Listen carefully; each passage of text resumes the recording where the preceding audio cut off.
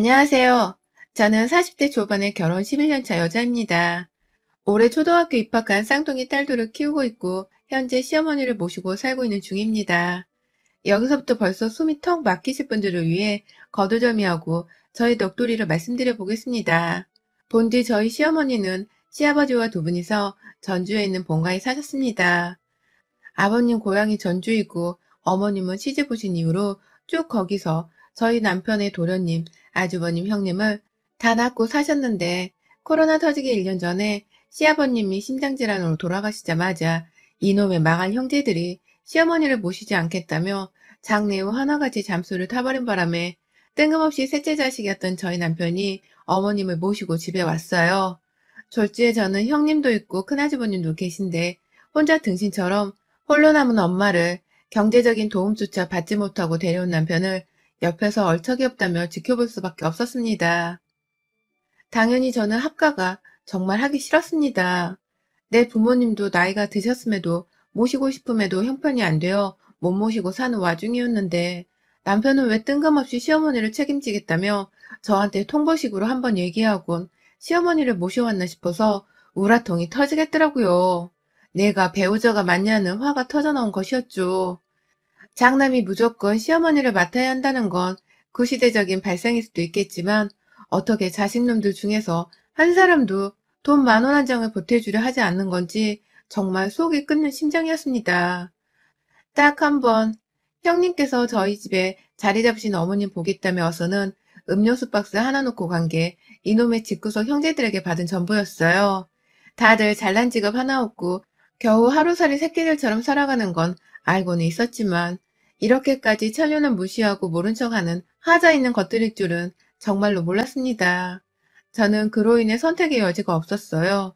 남편이랑 죽어도 같이 살기 싫다고 나랑 적어도 제대로 된 상의는 해야 하는 거 아니냐며 물어뜯고 싸우기도 해봤지만 이미 저희 집에 오셔서는 방 하나를 차지하고 계신 어머님이 다 듣고 계신 줄 알고 있었기에 더 큰 싸움을 오래도록 하기에는 눈치 보였고 여기서 내쫓으면 말 그대로 다른 자식들 도움 없이 혼자 사셔야 하는 분이신데 제가 또 그 꼴을 보자니 죄책감이 괜히 들어 속이 불편했어요.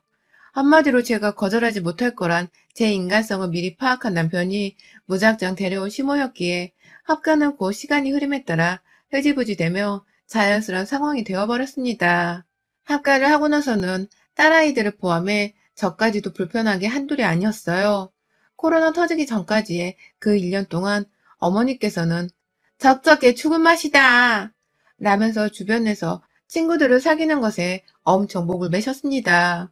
왜 저렇게까지 나이가 드신 분께서 친구에 집착을 하시나 싶어서 처음엔 사람이 참 못나 보이기도 했는데 애들 등원시켰다가 저는 중간에 잠시 부업 겸 일하는 회사로 출근을 해서 사무직 알바를 하다 점심이 막 지나서야 집에 들어왔더니만 매번 그때마다 누워서 TV만 보고 계시더라고요.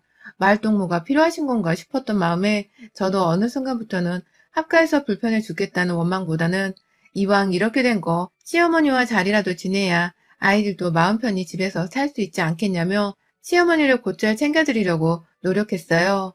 결국 남편이 생각하고 계획했던 대로 저는 함께 살게 된 시어머니와 잘 융합되기 위해서 먼저 다가가려 한 것이었죠. 하지만 여기서 남편의 착오가 있었습니다. 정작 지 엄마인데도 불구하고 아들이란 놈이 지 엄마 성질을 제대로 파악하지 못했던 것이죠. 먼저 다가가서 어머님, 주변에 경로당 노인분들 모임이 있는지 알아봐 드릴까요? 라며 말을 거면 시어머니는 적적해 죽겠다는 말을 하면서도 꼭 거절을 하셨어요. 속을 모르겠을 정도로 거절을 하고서는 한다는 말이 니네 엄마는 뭐하고 사시냐? 라고 물으시더라고요. 결혼식 올리고 나서는 단 한 번도 서로를 보신 적이 없는데도 갑자기 도시로 올라와 놓고 보니 가까이 살고 계시는 저희 엄마가 궁금해지셨나 보더라고요. 그래서 하루는 작정하고 저희 친정 부모님을 집으로 초대한 적이 있었습니다. 친정 부모님은 나이가 있으셔도 노후 대비가 잘 되어 있는 게 아니었는지라 연금 조금씩 받으시면서 두 분이서 각자 경비일과 식당 일을 하며 경제활동을 하고 계신 분들이었어요. 비교적 긴 시간 동안 일을 하시진 않는 파트타임 근무지만 나이가 있는지라 웬만하면 제가 친정으로 애들 데리고 찾아가서 인사를 드리곤 했었는데 이왕 시어머니도 집에서 같이 살게 되었으니 밥이라도 집에서 양껏 차려드려 보고 싶더라고요. 그래서 모두 시간이 되면 평일 저녁에 다 같이 집으로 모여 간단히 식사를 했는데 그때 시어머니께서 저희 엄마 번호를 따가셨어요. 남편이 혹시 모른다면서 합가하고 나서 시어머니께 카톡이 되는 스마트폰까지 새로 구매를 해드리곤 사용법을 알려드렸는데 사도는 카톡이 있어요? 있으면 나를 추가해봐요. 라면서 연락처를 따가시더니 급기야 그 후로는 어딜 나갈 채비를 하시곤 사돈 만나러 간다. 라는 말을 하면서 나가시는 겁니다. 갑자기 두 분이서 이렇게 따로 만날 정도로 친해지셨다 생각하니 신기하기도 하고 다행이다 싶었어요. 싸우지 않는 게 어디냐 심정이었죠. 무엇보다 시어머니는 그 시기에 저희 엄마뿐만 아니라 동네에서 혼자 산책을 하다가도 또래 어른을 만나면 친구가 되곤 하셨던 나름 인기쟁이 어르신이었는지라 저는 저대로 우리 어머님이 굉장히 인싸기질 있는 분이시구나 라면서 좀 놀래보곤 했습니다. 하지만 이내 그 속에 들어있는 시커먼 생각을 알아채고 말았죠. 평소 마을버스를 타고는 한강 쪽으로 나들이를 자주 나가셨던 어머니께서 늘 주변에 같이 갈 친구 여러 명을 데리고 나가셨어요. 저는 그걸 밖에서 직접 목격하기도 했고 저희 집으로 찾아와 같이 나가시는 걸 또 목격하기도 해서 잘 알고 있고요. 그런데 하루는 어머니께서 외출을 하며 핸드폰을 두고 나가신 겁니다. 이걸 가져다 드려야 하나 말아야 하나 하면서 혹여나 어머님이 다시 집으로 돌아오진 않으실까 싶어 핸드폰을 준 채 기다리고 있는데 저희 엄마가 시어머니 폰으로 문자를 보내셨어요. 언니 어디세요? 저 지금 다 와가요. 가서 뭘 사놓을까요? 라고 문자를 보내셨더라고요. 저희 엄마랑 또 만나는 건가 싶어서 깜짝 놀랐고 서로 언니 동생 하면서 호칭을 부르는가 싶어서 반가운 마음에 엄마 핸드폰으로 당장 전화를 걸었습니다. 시어머니 폰을 통해서 말이죠. 하지만 제 전화를 심으로 알고서 받은 엄마의 목소리가 절 두렵게 만들었습니다. 글쎄 엄마가 전화를 받자마자 죄송해요. 제가 알아서 사놨어야 했는데 괜히 물어봐서 전화를 하시게끔 했네요. 라고 하며 말끝을 흐리시는 겁니다. 아이고, 나는 어쩔 줄 모르는 잦은 탄식을 쏟아내면서 말이죠. 뭔가 약점이 잡혀서는 겨우 질문 하나 한 걸 가지고 전화까지 하게 만들었다면서 쩔쩔매는 엄마의 목소리를 전 태어나서 처음 들어봤습니다. 당연히 엄마 지금 뭐 하는 거야? 뭐가 죄송하다는 거야? 라면서 바로 물어 따졌는데 엄마는 역시나 제게 대답할 생각을 하지 않은 채 아이고 너 신경 쓸 거 없다. 우리 나이엔 다 이렇게 예의를 갖춘다. 라는 말과 함께 전화를 뚝 끊으셨습니다. 어안이 벙벙한 채 핸드폰을 놓아두고 내내 엄마와의 말과 말투가 마음에 걸렸습니다. 뒤늦게야 본인 핸드폰을 찾겠다며 집으로 다시 돌아온 어머님은 아무것도 모른다는 듯이 핸드폰만 쥐어들고는 저를 한번 보고 곧장 집을 나가셨어요. 그날 시어머니의 뒤를 쫓아서 우리 엄마와 시어머니가 뭘 하며 노는지 제 눈으로 직접 확인을 했어야 하는데 따라 나가지를 못했던 것이 지금까지도 두고두고 한이 됩니다. 그 후 코로나가 터져버린 바람에 두 분 사이에서 일어나는 일에 대해 알 방법이 없어졌거든요. 코로나로 인해 시어머니는 아이 외출은커녕 아파트 내에서도 주민들 사이에서 노인분들 조심시키자는 경계령 같은 게 떨어져서 모두가 다 집안에 있는 어른들의 외출을 자제하라는 분위기였어요. 그래서 저도 제가 집에서 주부로 사는 사람이었기 때문에 웬만하면 젊은 제가 마스크 끼고 나가서 장을 보거나 시어머니 부탁을 들어드리곤 했고요. 시어머니는 거의 안지 얼마 안 되는 그 친구들을 만나지는 못하고 늘 카톡으로 메시지만 주고받느라 핸드폰을 손에 놓지를 못하고 사셨습니다. 이건 뭐 중딩 사춘기에 말 안 듣는 딸 하나를 키우는 것도 아니고 밥 먹을 때도 핸드폰을 손에서 놓지 못하시고 아침에 일어나서도 안 나오시길래 깨이긴 하셨나 싶어서 방 안에 들어가 보면 누운 채로 핸드폰을 보고 계시고 눈이 좋지 못하실 텐데도 불구하고 누가 그렇게 연락하기 즐거워 핸드폰을 못 놓고 계시나 싶더군요. 그럼에도 제 알바가 아니고 자식인 남편이 어련히 챙기시겠지 싶어서 내버려 뒀습니다. 제가 잔소리를 한다고 해서 주의 깊게 들을 분도 아니셨으니까요. 하지만 두문분출하던 어머님이 올 초부터 다시 밖을 나돌아다니기 시작하셨어요. 그간 너무 답답하다면서 작년 말부터 조금씩 동네 산책에서 한강 산책으로 범위를 넓혔는데 올 초 또래 어머님 두 분이 저희 집에 와서 어머님과 함께 밖을 나가시더군요. 저도 길어지는 코로나로 인해서 마냥 어머님을 가지 말라며 붙잡지는 않았습니다. 줄곧 마스크를 잘 쓰기도 했으니 다 괜찮다 생각했고요. 그렇게 5월이 되도록 연초부터는 더 작게 그리고 마음 편하게 시어머니가 외출을 감행하셨고요. 저희 집으로 찾아오는 어머님 주변 분들의 발길도 더욱 잦아졌습니다. 저로서는 아직 코로나가 끝난 게 아니니까 우리 집으로 사람이 좀 그만 찾아왔으면 좋겠는데 어머님 지인분들은 하나같이 잊을만 하면 배를 누르시곤 집안에 들어와서 우르르 현관에 몰려 계시다 어머님이 나서면 함께 문을 쾅 닫고 나가버리셨어요. 마치 일진이긴 일진인데 나이만 60이 넘어서 할머니 일진들이 모여있는 것 같았으니 상상하면 기분이 상쾌할 리가 없었습니다. 그날도 시어머니가 외출한다고 본인 방에서 막 준비를 하고 계시던 때였어요. 그런데 애들 방 청소를 하고 있는 와중에 저희 친정 아버지께 오랜만에 연락이 왔습니다. 작년 동안 코로나를 핑계로 얼굴을 제대로 보지 못한 채 안부 문자만 주고받아 왔었는데 웬일로 연락이 와서는 너희 시어머니 간수 좀 똑바로 잘하면 안 되냐? 라고 하시더라고요. 이게 도대체 무슨 소리인가 싶어서 물어보니 네 엄마가 요새 또 네 시엄마한테 불려나가서 하는 소리가 아니냐. 그 옆에 내가 허구한 날 연락을 해서 나오라고 하고 사오라고 하고 사돈이 아니라 원수다 원수. 네 엄마를 무슨 시중드는 한우로 하는 거야 뭐야. 라면서 막 화를 내는데 이게 다 무슨 소리인가 싶더라고요. 알겠다고 진정부터 시켜드린 채 전화를 끊곤 잠깐 생각을 했습니다.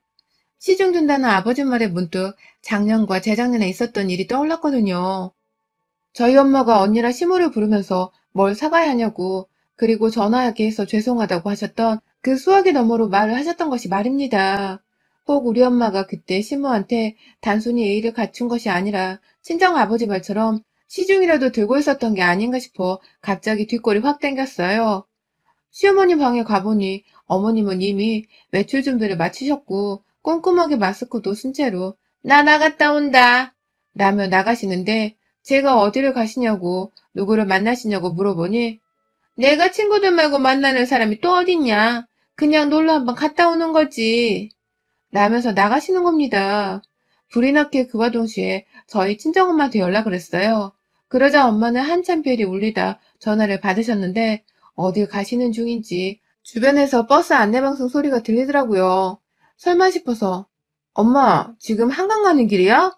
라고 물어보니 엄마는 어떻게 알았어? 시어머니가 말하셨니? 라면서 당황하셨고요. 전 또 설마 싶어서 엄마 요즘 시간이 많은가 봐? 시어머니가 부르는 족족 이렇게 다 나가는 거야? 라고 저도 모르게 짜증이 섞여 답답하다며 화를 내자 엄만 괜찮아. 나가서 바람도 쐬고 좋지 뭐. 이만 끊자. 엄마 다 왔다. 라는 말과 함께 후딱 전화를 끊어버리셨어요. 버스 방송에서는 역시나 제가 아는 저희 집에서 버스를 타고 가다 보면 나오는 그 한강 정류장 이름이 흘러나오고 있었고요. 제가 너무 주제넘게 오지랖을 부리는 거라 생각했습니다. 아무 일도 없을 텐데 괜한 상상력으로 우리 엄마 걱정을 한다고 생각하려 했어요. 하지만 정말 요즘 한강 대학생 사건도 그렇고 한강만 떠올리면 찝찝한 사건에 기분이 더럽고 불쾌해 죽겠는데 친정 아버지로부터 받은 전화가 너무 심상찮게 느껴지기도 했고 엄마 목소리가 마냥 개운하거나 한강 나들이 가는 사람 마냥 기분이 좋아 보이지도 않는 것이 진짜 계속 찜찜하더라고요. 그래서 결국 딸내미인 제가 나서버렸습니다. 무작정 두 분이서 만날 거라 생각되는 곳으로 그냥 집 앞에서 버스를 타고 도착하는 그 한강 정류장으로 멋모르고 따라 나서본 것이었죠. 혹여나 버스에서 시어머니를 만날까봐 택시를 타야 하나 말아야 하나 싶었는데 어처구니가 없게도 시어머니 옆에 계시던 두 분의 어머님들이 다 서로 얘기하기 바빠 죽겠다며 수다에 정신이 없었기 때문에 주변 사람들을 신경도 쓰지를 않더군요. 에라 모르겠다면서 혼자 성격까지 쓰고서는 빠르게 따라잡은 시어머니 일행의 뒤를 바짝 쫓아 같은 버스를 타고 한강으로 향했습니다.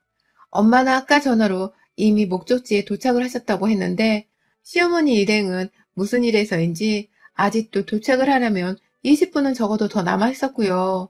혼자 기다리고 계신 엄마가 걱정되는 와중에 왜 엄마는 혼자서 바보처럼 그리 일찍 도착을 해서는 매번 먼저 시어머니를 기다리시는 건가 싶어서 분통도 터질 것 같았습니다.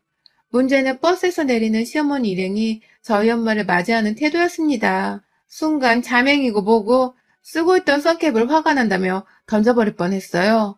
글쎄 시모가 누가 봐도 버스 정류장 앞에서 언니 하며 부르는 저희 엄마를 본체만치 하며 그냥 지나쳐버렸는데 저희 엄마는 그걸 또 미안하다는 식으로 쭈뼛거리시며 그 일행이 뒤를 따르시더라고요. 이게 뭔 상황인가 싶었습니다. 마치 내 자식이 친구들 사이에서 따돌림이라도 당하는 걸 목격한 처절한 심정이었어요. 그리고는 그 일행넷을 따라 나서는데 쫄래쫄래 앞서가는 건 여전히 시어머니와 그 주변 두 아주머니셨고 저희 엄마는 기껏 일찍 도착해서 기다리기도 오래 기다렸을 텐데 누구 하나랑 제대로 된 대화 한 번은 해보지를 못한 채 뒤에서 따라가고 계셨고 급기야 공원 안에 들어가면 넓은 잔디공원 한가운데에 편의점이 하나 있는데 한두 번이 아니라는 듯이 남은 일행들은 잔디가 아닌 벤치가 있는 의자 쪽에 가시더니만 저희 엄마 혼자서 호다닥 뛰어 편의점으로 들어가시는 겁니다. 그리고는 글쎄 저희 엄마가 직접 계산을 했는지 봉지 안에 가득 맥주캔이랑 간식거리를 들고서 시모 일행 쪽으로 걸어가는데 그 모습을 보면서 처절했던 나머지 속이 답답하다며 저도 모르게 엄마의 뒤를 쫓았습니다. 엄마는 일행 앞에 고맙단 소리 한 번 안 하는 그 노인네들한테 맥주캔을 따주며 앞에 놓았고 이내 자신도 한잔 하려는 것을 시모가 나서서 말하더라고요. 안 되지. 나중에 이거 다 치고 가야 하는데 같이 술 먹고 뻗어버리면 어떡해. 우리 너 안 데리고 갈 건데? 라고 말을 하자 옆에서 뭐가 웃긴지 일행들이 쳐웃는데 확 뒤통수를 갈겨주고 싶었습니다. 엄마가 맛있게 드세요.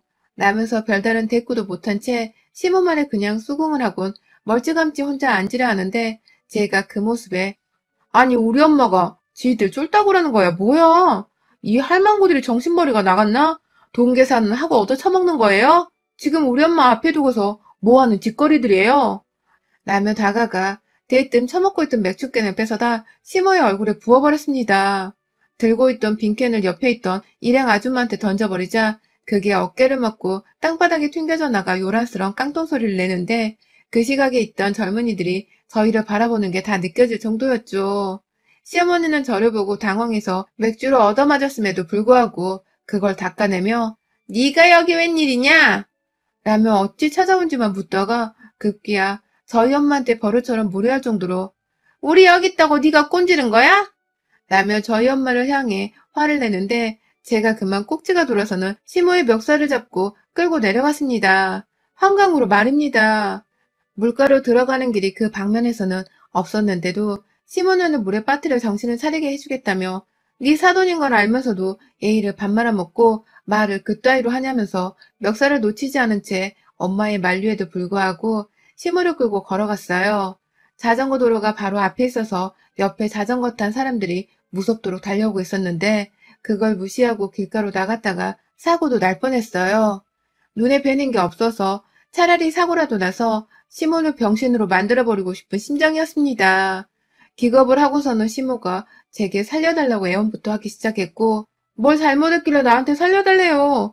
내가 죽일 생각인 건 알고 있긴 한가 보죠. 라며 대꾸를 하자 그게 아니라 한 번만 봐줘.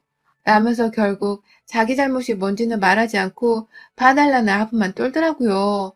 결국 저는 자전거 도로를 지나치자마자 아래에 있는 배 선착장인지 먼 흰다리가 있길래 그리로 끌고 가다 말고 급기야 시모의 머리를 한강 물쪽으로 처박아 버렸고 시모는 다행히 물 안으로 떨어지진 않았지만 눈앞에 있는 한강물이 제법 차 보이긴 한 건지 아유 며느라 내가 좀 얻어먹겠다고 한 건데 생각이 짧았다.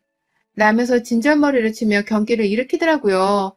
뒤에서 아줌마는 이미 도망가고 없고 다른 한 사람은 언제부터 친했다고 저희 엄마 옆에 꼭 붙어서는 말려보라고 등을 떠밀고 있는데 진짜 싸그리 다 물에 빠뜨리고 싶은 걸 겨우겨우 참아냈습니다. 그날 시모는 완전히 맥주에 얼굴이 젖은 채로 한강 공원에 있는 아리스물로 세수를 하고선 홀딱 젖은 생쥐꼴로 옆에서 뒤늦게야 도와주는 척을 하며 부축하는 지인의 도움도 뿌리친 채 집으로 돌아갔고 저는 마저 엄마를 챙긴다고 따로 밥을 사드리고선 대화를 좀 하다 친정집에 바래다 드렸습니다. 그간 시무가 서울 올라오고 나서 저희 엄마한테 전화를 해서는 한두 번도 아니고 거의 매번 이런 식으로 밖으로 불러내 돈을 쓰게 하고 뭘 사달라고 급기야 자기가 사귄 서울 친구 앞에서 사돈을 잡는 척 해대면서 자기 기강을 세우고 센 척을 하려 했다고 하더군요. 그러니까 한마디로 지 친구들 앞에서 나는 사돈을 이렇게 부려먹고 살아 라는 척을 해보기 위해서 고의적으로 저희 엄마를 더 모질게 하냐 대하듯 하고 시중을 들게 한 것이었습니다. 이 말을 들으니 저는 더욱 열이 받았고 그날 집으로 돌아가서는 심호방을 아주 개판으로 만들어놨어요. 혼자 살다 뒤질년을 데려와 보살펴줬더니만 내 엄마한테 감히 그딴 짓을 하고 살았어? 라면서 시모의 방 안에 있는 몇 없는 가구들을 우리 딸들 교육시킬 때 쓰던 작은 화이트보드를 들고 와서는 때려 부수며 아주 개박살을 내버렸고요. 시모의 입에서 절대로 우리 엄마를 다시 만나지 않겠다는 약속과 각서를 받아낼 때까지 정말 정신 나간 년마냥 시모 방의 벽지까지 뜯어버렸어요. 저의 경기에 소름이 돋는 걸 떠나 거의 겁에 질려 감히 얼굴도 못 쳐다보던 시모는 이러다 자신이 쫓겨날지도 모르겠다고 생각을 한 건지 약속하란 말에 약속을, 각서 쓰란 말에 바로 각서를 쓰면서 저한테 다시는 안 그러겠다는 굳은 의지를 보였고요. 그렇게 저는 혼자 알아서 방을 치우던지 내버려 두고 살던지 알아서 짜져 있으란 말을 하곤 시모 방 문을 닫고 거실로 나왔어요. 그날 시모는 오줌도 안 마려운지 방 밖으로 감히 나와보지도 못한 채 문을 걸어 잠그고 혼자 자진해서 갇혀 있었고 지금까지도 가족들 눈 피해서 집안을 돌아다니며 살고 있습니다. 이 옆편네 제 눈치 보느라 그 좋아하는 TV도 제대로 못 본 채로 있고 제가 핸드폰을 뺏어버린 바람에 연락도 누구랑 못한 채로 혼자 거의 돛 닦는 듯이 방에 처박혀 있어요. 저희 딸들은 할머니 다시 시골로 내려가셨냐고 하는데 전 시모 들으라고 그랬으면 좋겠다 라며 일부러 거실에서 큰 소리로 시모를 욕보이고 있으며 남편도 어머니 요즘 괜찮으시냐며 퇴근하면 괜히 방 밖에서 노크하고 문 열라 하며 시모를 찾는데 제가 일부러 내버려둬 혼자 있고 싶겠지 그래야 할걸? 라면서 나오지 말라며 또 큰 소리로 말합니다. 전 이 생활을 오래가 갈 때까지 절대로 바꾸지 않고 내버려 둘 생각입니다. 정말로 시모가 저와 사는 게 괴롭다면서 머리라도 깎아서 절에라도 들어가게 바라는 심정으로 내 엄마한테 함부로 한 짓거리를 되갚아주기 위해 시모를 더욱 독하게 따돌리고 무시하며 살 거예요. 저러다 입에 거미줄이라도 쳐서 평생 입도 못 열었으면 좋겠습니다. 여러분의 생각은 댓글로 남겨주세요. 오늘도 시청해주셔서 정말 감사합니다.